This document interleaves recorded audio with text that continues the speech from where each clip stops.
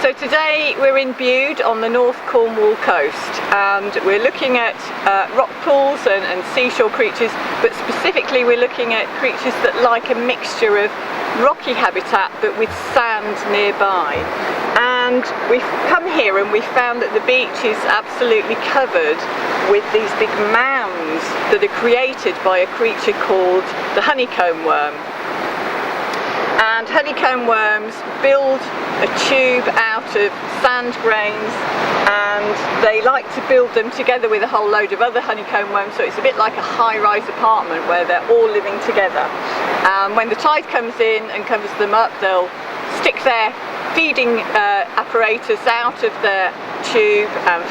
filter feed food from the water, and then when the tide goes out and they're exposed to the air, they retreat back into their burrows. But these structures absolutely cover all the rocks on the lower shore here.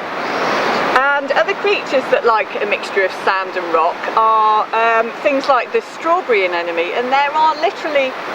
tons and tons of strawberry anemones here, and they are quite often just at the level where the rock and the sand meet, sometimes half buried in sand,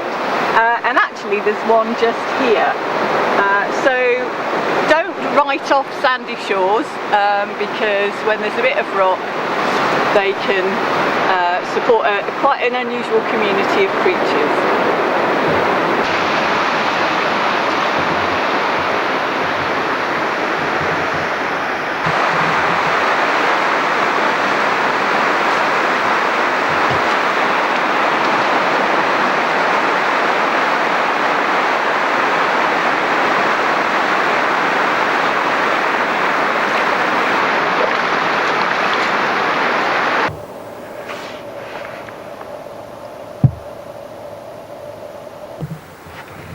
Strawberry anemones particularly like this type of habitat where there's lots of rocks but there's also lots of sand in between.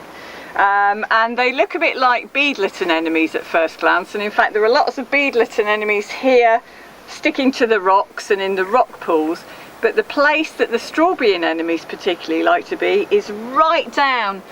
level with the sand, so sticking to the rock but right down where it meets the sand, and there's a couple just down here where I'm sitting.